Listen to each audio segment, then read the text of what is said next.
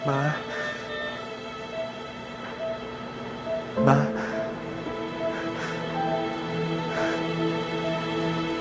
Ma, nandito na po ako.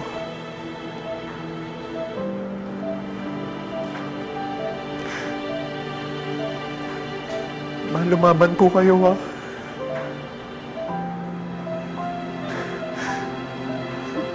Ma, sino bang gumawa sa'yo nito? Hindi na siya naawa sa'yo.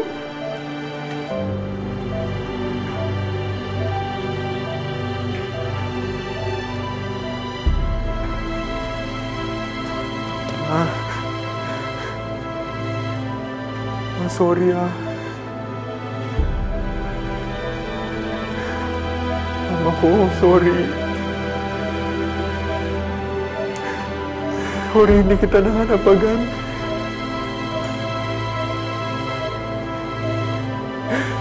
Pero ma, nandito na ako ngayon.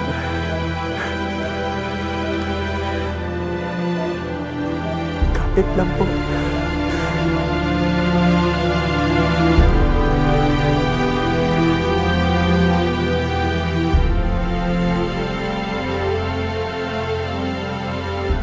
Kawawa naman si Ma'am Glenda. Sana gumaling na siya para maging okay na rin si Calvin. Ngayon ko lang nakitang ganyan siya eh. Sana nga, Angela. Sana nga. Ito, Francis? Doc Francis. Ang ginagawa mo dito? Calvin, wala akong kinalaman sa mangyayari dito. Umalis ka na dito. Huwag mong hakawakan si Mami. Huwag mo siyang lalapitan. Umalis ka na rito. Anak, wala akong kasalanan. Calvin, huwag mo naman ipagtabuhin ang daddy mo. Hindi nang wala siyang karapatang makita si Mami. Umalis ka na dito! Hindi niyo ba huliin yan? Huliin niyo yan! Calvin, please! Hindi ang daddy mo ang gumawa niyan sa mami mo. Buong gabi siyang nasa police station. Nakita namin siya ng tita Helen mo. Imposible siya ang gumawa niyan. Please believe me.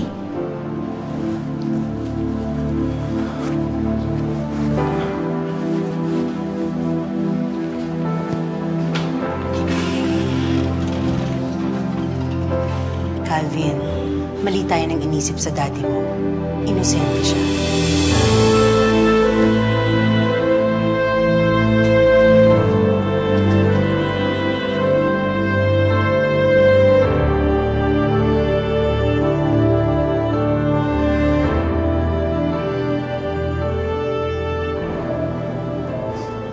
Glenda, alam ko naririnig mo ako.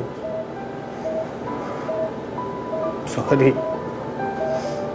Hindi ako naging mabuting asawa sa'yo. Pero pangako, gumising ka lang. Hindi ko na kayo sasaktan. Lumaban ka, Glenda. Lumaban ka.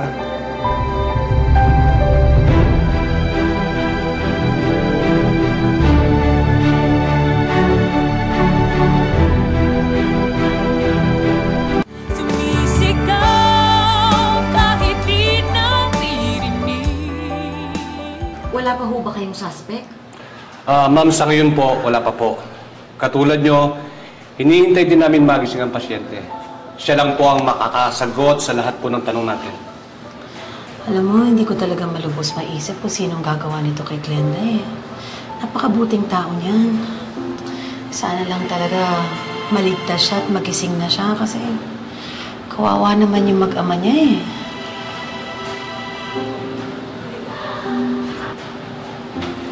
Excuse po muna. Sasamahan ko lang po si Calvin. Angela, mabuti ka pabayaan mo lang natin mag-isa si Calvin. Alam mo, kailangan ni Calvin na kausap ngayon. Kilala ko siya. Hindi niya man sabihin sa atin, pero kailangan niya ng masasandalan.